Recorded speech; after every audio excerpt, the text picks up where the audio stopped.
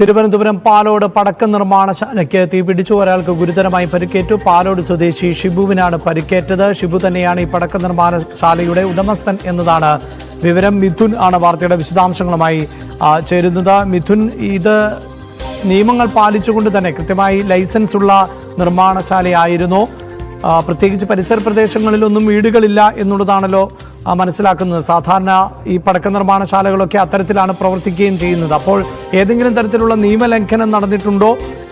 കൂടുതൽ ആളുകൾ ഈ സമയത്തുണ്ടായിരുന്നു? എന്താണ് മറ്റു വിവരങ്ങൾ?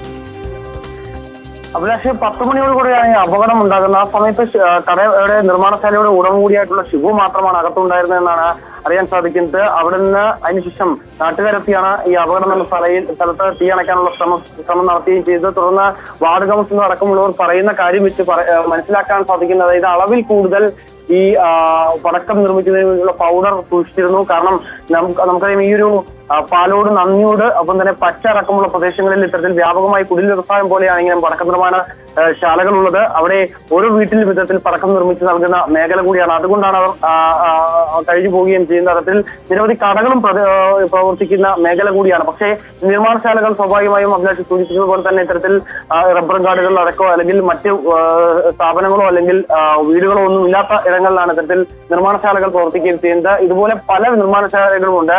ലൈസൻസ് പ്രകാരം ലൈസൻസ് ഉള്ള സ്ഥാപനമാണ് എന്നാണ് വാർഡ് മെമ്പർ പറയുന്നത്. ഒപ്പം തന്നെ 2 കിലോ മാത്രമാണ് കൈവശം വെക്കാൻ, ഈ ഒരു പടക്ക നിർമ്മാണത്തിലുള്ള പൗഡർ കൈവശം വെക്കാനുള്ള അനുമതി 2 കിലോയാണ് ലൈസൻസ് പ്രകാരമുള്ളത്. പക്ഷേ ഇവിടെയുള്ള പല നിർമ്മാണശാലകളും 20 കിലോയിലധികം ചാക്കുകെട്ടുകളായി ഇങ്ങനെ പടക്കപ്പൊടി ഉപയോഗിക്കുന്നുണ്ട്. അത് പലകുറി അധികാരികളെ അറിയിച്ചതാണ്. പക്ഷേ പിന്നീട് അതിനുവേണ്ടിയുള്ള നടപടി സ്വീകരിച്ചിട്ടില്ല. അതാണ് ഇത്തരം വലിയൊരു ദുരന്തത്തിലേക്ക് പോയത്. കാരണം കട പൂർണ്ണമായും, ദൃശ്യങ്ങളിൽ കാണുന്ന പോലെ തന്നെ കട പൂർണ്ണമായും കത്തി നശിക്കുകയും ചെയ്തു. പൊടുന്നനെ ഒരു നാട്ടുകാർ പറയുന്ന പോലെ തന്നെ പെട്ടെന്നൊരു വലിയ ഭൂകമ്പം വരുന്നത് പോലെയുള്ള വലിയൊരു സൗണ്ട് ആയിരുന്നു കേട്ടത്. അത്രയും വലിയ സൗണ്ട് ആയിരുന്നു ഉണ്ടായിരുന്നത്. കാരണം അവിടെ പടക്കം നിർമ്മിച്ചു വെച്ചതുണ്ടായിരുന്നു. ഒപ്പം തന്നെ അത് നിർമ്മിക്കാനുള്ള മറ്റ് സാമഗ്രികൾ ഉണ്ടായിരുന്നു. ഇവയെല്ലാം തന്നെ കത്തി നശിച്ച് പൊട്ടിത്തെറിക്കുകയായിരുന്നു ചെയ്തതെന്നാണ് അറിയാൻ സാധിക്കുന്നത്. ഈ സമയത്ത് ഷിബു മാത്രമാണ് കടയ്ക്കകത്തുണ്ടായിരുന്നതെന്നാണ് നമുക്ക് പ്രാഥമികമായി ലഭ്യമാകുന്നത്. മറ്റ് പ്രദേശങ്ങളിലെല്ലാം, ആ മേഖലയിലെ എല്ലാ സ്ഥലത്തും ആളിപ്പടർന്ന തീ ഇപ്പോൾ പൂർണ്ണമായും നിയന്ത്രണ വിധേയമായിട്ടുണ്ട്. അവയെല്ലാം അടയ്ക്കുകയും ചെയ്തിട്ടുണ്ട്. പക്ഷേ മറ്റാരും അവിടെ ഉണ്ടായിരുന്നില്ല എന്നാണ് നിലവിൽ നമുക്ക് മനസ്സിലാക്കാൻ സാധിക്കുന്നത്. എന്തായാലും ഗുരുതരമായി ഷിബുവിന് പരിക്കേറ്റിട്ടുണ്ട്. അതീവ ഗുരുതരാവസ്ഥയിൽ അദ്ദേഹത്തെ മെഡിക്കൽ കോളേജ് ആശുപത്രിയിലേക്ക് മാറ്റുകയും ചെയ്തുകൊണ്ട് എന്തായാലും ഇപ്പോൾ നിലവിൽ തീ നിയന്ത്രണ വിധേയമായി എന്നുള്ളതാണ്. അതായത് ഈ പ്രദേശത്ത് വീടുകൾ ഉണ്ടായിരുന്നില്ല എന്നതും അതോടൊപ്പം തന്നെ ആളുകൾ മറ്റാരും ഉണ്ടായിരുന്നില്ല എന്നതും ആണ് ഈ അപകടത്തിന്റെ ഒരു തീവ്രത കുറച്ചത്, അല്ലേ? തീർച്ചയായും അങ്ങനെ തന്നെയാണ് അഭിലാഷ്. അതായത് ഞാൻ നേരത്തെ സൂചിപ്പിച്ചതുപോലെ തന്നെ ഈ മേഖല, അതായത് പച്ച, ഒപ്പം തന്നെ നന്ദിയോടക്കമുള്ള മേഖലകളിൽ കുടിൽ വ്യവസായം പോലെയാണ് ഇത്തരത്തിൽ പടക്ക നിർമ്മാണ ശാലകൾ പ്രവർത്തിക്കുന്നത്, പടക്ക കടകൾ പ്രവർത്തിക്കുകയും ചെയ്യുന്നത്. അത്തരത്തിൽ അതുകൊണ്ടാണ് അവർ കഴിഞ്ഞു പോവുകയും ചെയ്യുന്നത്. അത്തരത്തിൽ നിരവധി തൊഴിലാളികളുണ്ട് ഈ മേഖലയിൽ. പക്ഷേ ഈ സമയത്ത് ഈ പ്രദേശത്ത് ഒക്കെ തന്നെ വനമേഖല കൂടിയാണ്, പലയിടത്തും വനമേഖല കൂടിയാണ്. ആ വനമേഖലയ്ക്കകത്താണ് പ്രധാനമായും നിർമ്മാണശാലകൾ പലരുടെയും പ്രവർത്തിക്കുകയും ചെയ്യുന്നത്. അവിടെയൊക്കെ ജനവാസം ഇല്ലാത്ത ഏരിയ കൂടിയാണ്. അവിടെ മറ്റ് സ്ഥാപനങ്ങളൊന്നുമില്ല, മറ്റ് വീടുകളൊന്നുമില്ല. അതുകൊണ്ട് തന്നെയാണ് ഇത്രയൊരു വ്യാപ്തി, ഇതിന്റെ ഈ ദുരന്ത വലിയൊരു വ്യാപ്തി കുറച്ചത് എന്നുള്ള കാര്യത്തിൽ സംശയമില്ല. ഒപ്പം തന്നെ രാവിലെ കട തുറന്നതിന് ശേഷമാണ് ഈ ഒരു അപകടം. ഞാൻ തിരികെ ഇപ്പോൾ പ്രദേശവാസി രാജേഷ് ടെലിഫോൺ ലൈനിൽ ഉണ്ട്. രാജേഷ്, ഈ പടക്ക നിർമ്മാണശാലയോട് അടുത്താണോ താങ്കൾ താമസിക്കുന്നത്? അതെ അതെ. ഈ അപകടത്തെ കുറിച്ച് എന്താണ് താങ്കൾക്ക് അറിയാൻ സാധിച്ചത്? രാവിലെ നാട്ടുകാര് പറഞ്ഞുള്ള അറിവാണ്. രാവിലെ വന്ന് നോക്കിയപ്പോ പൊട്ടിത്തെറിച്ച് കിടക്കുന്നല്ല വീടെല്ലാം. രഞ്ജിത്ത്, അങ്ങനെയാണല്ലേ താങ്കളുടെ പേര്? ഞാൻ രാജേഷ് എന്നാണ് പറഞ്ഞത്. ശരി, പറഞ്ഞോളൂ രഞ്ജിത്ത്. രാവിലെ അത് ഞാൻ സ്ഥലത്തില്ലായിരുന്നു, സുഹൃത്തുക്കൾ പറഞ്ഞുള്ള അറിവാണ്. അവിടെ ചെന്നപ്പോഴത്തേക്ക് എല്ലാം പൊട്ടിത്തെറിച്ച് അകത്ത് ഒരാൾ മാത്രമേ ഉള്ളായിരുന്നു, ഷിബു എന്ന് പറയുന്ന ഒരാള്. ഈ പടക്ക നിർമ്മാണ ജോലിയിൽ ഇരിക്കുകയായിരുന്നു എന്നാണ് പറയുന്നത്. താങ്കൾക്ക് ഈ ഷിബുവിനെ പരിചയമുണ്ടോ? അറിയാം, കണ്ടല്ല അറിയാം. ഈ പ്രദേശത്ത് ഈ നിരവധി പടക്ക നിർമ്മാണശാലകളൊക്കെ ഉണ്ട് എന്നാണ് മനസ്സിലാക്കുന്നത്. ഒരുപാട് ആലമ്പാറ പടക്ക നിർമ്മാണശാലകൾ ഫേമസ് ആയ സ്ഥലമാണ് ജില്ലയിൽ. ഇപ്പോൾ ഈ ദൃശ്യങ്ങൾ എനിക്ക് പരിചിതമില്ലാത്തൊരു സ്ഥലമാണ്. ഈ ദൃശ്യത്തിൽ കാണുന്നതനുസരിച്ച് ഒരു ഒറ്റപ്പെട്ട കെട്ടിടം, വളരെ ചെറിയൊരു കെട്ടിടമാണ് കാണാൻ സാധിക്കുന്നത്. ഈ പടക്ക നിർമ്മാണശാലകളൊക്കെ ഇങ്ങനെയാണോ? അതായത് ഈ ഒറ്റപ്പെട്ട സ്ഥലങ്ങളിലാണോ പ്രവർത്തിക്കുന്നത്? അങ്ങനെയാണ് അതിന് ലൈസൻസ് കൊടുക്കുന്നത്. അതായത് അടുത്തൊന്നും വീടുകൾ ഉണ്ടാകാൻ പാടില്ല, വീടുകളില്ലാത്ത രീതിയിൽ ഷെഡ് കെട്ടി ആണ് ലൈസൻസ് കൊടുക്കുന്നത്. ഈ നിരവധി നിർമ്മാണശാലകളുണ്ട് എന്ന് താങ്കൾ തന്നെ പറഞ്ഞല്ലോ. ഇതൊക്കെ ഈ ലൈസൻസ് ഉള്ള നിർമ്മാണശാലകളാണോ? താങ്കൾക്ക് എന്താണ് അറിവ്? ഭൂരിപക്ഷവും ലൈസൻസ് ഉള്ളതാണ്. പിന്നെ അതിന്റെ മറവിൽ ഇങ്ങനെ അല്ലാതെയും ഉണ്ടെന്നാണ് തോന്നുന്നത്.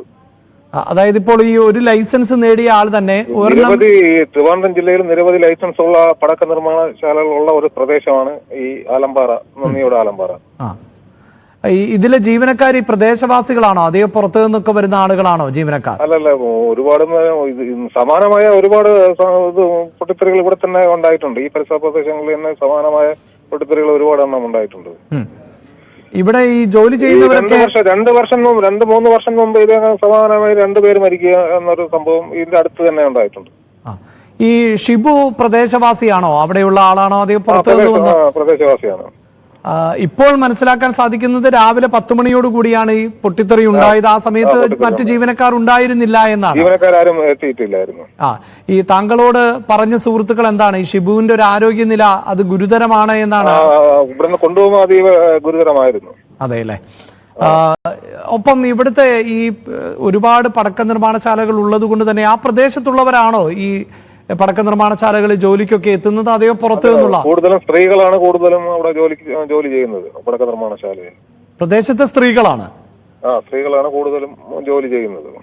അവർ എത്താതിരുന്നത് കൊണ്ട് സ്ത്രീകളുടെ വരുമാന മാർഗം കൂടുതലും ഈ പടക്ക നിർമ്മാണശാലയുമായിട്ട് ബന്ധപ്പെട്ടാണ്. അതായത് ഇത് ലൈസൻസ് ആണോ അല്ലയോ ഒന്നും പ്രദേശവാസികൾക്ക് വലിയ ധാരണയില്ല അല്ലെ? അതറിയത്തില്ല.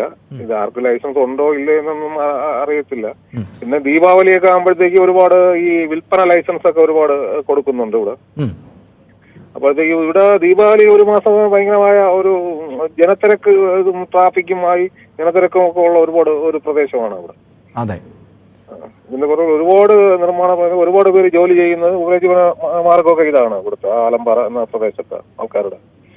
ശരി, എന്തായാലും ലഭിക്കുന്ന വിവരങ്ങളാണ് രഞ്ജിത്ത് പങ്കുവച്ചത്. അവിടെ ലൈസൻസ് ഉള്ള നിരവധി സ്ഥാപനങ്ങളുണ്ട്. ഒരുപക്ഷെ ലൈസൻസിന്റെ മറവിലൊക്കെ അനധികൃതമായും സ്ഥാപനങ്ങൾ പ്രവർത്തിച്ചിട്ടുണ്ടാകാം. ഇപ്പോൾ ഈ സ്ഥാപനത്തിന്റെ ഉടമയായ ഷിബുവിനാണ് ഗുരുതരമായി പരിക്കേറ്റത് എന്നാണ് പറയുന്നത്. സ്ത്രീകൾ ഉൾപ്പെടെ പ്രദേശവാസികളെല്ലാം ജോലിയെടുക്കാൻ ഇവിടെ പോകാറുണ്ട്. തിരുവനന്തപുരത്ത് തന്നെ പ്രധാനപ്പെട്ട ഈ പടക്ക നിർമ്മാണ കേന്ദ്രങ്ങളിൽ ഒന്നാണ് ആലമ്പാറ. ഇവിടെ ഇത്തരത്തിൽ നിരവധി പടക്കശാലകൾ പ്രവർത്തിക്കുന്നുണ്ട്. അതെല്ലാം തന്നെ ഇങ്ങനെ ആളൊഴിഞ്ഞ പ്രദേശത്താണ്. അങ്ങനെയാണ് ലൈസൻസ് ലഭിക്കുകയുള്ളൂ എന്നാണ് രഞ്ജിത്തും പറയുന്നത്. പക്ഷേ ഇത് ലൈസൻസോടുകൂടി പ്രവർത്തിച്ചിരുന്ന പടക്ക നിർമ്മാണശാലയാണോ എന്ന് രഞ്ജിത്തിനും അറിയില്ല. രഞ്ജിത്തിന് സുഹൃത്തുക്കൾ പറഞ്ഞുള്ള അറിവാണ്. പക്ഷേ പരിക്കേറ്റ ഷിബുവിൻ്റെ നില അങ്ങേയറ്റം ഗുരുതരമാണ്. ആശുപത്രിയിലേക്ക് കൊണ്ടുപോകുമ്പോൾ തന്നെ വളരെ മോശം അവസ്ഥയിലായിരുന്നു എന്നാണ് സുഹൃത്തുക്കൾ രഞ്ജിത്തിനോട് പറഞ്ഞത് എന്നാണ് മനസ്സിലാക്കാൻ സാധിക്കുന്നത്. തിരുവനന്തപുരം ആലമ്പാറയിൽ ആണ് പടക്ക നിർമ്മാണശാലയിൽ പൊട്ടിത്തെറിയുണ്ടായത്. ഈ പൊട്ടിത്തെറിയിലാണ് ഒരാൾക്ക് ഗുരുതരമായി പരിക്കേറ്റത്.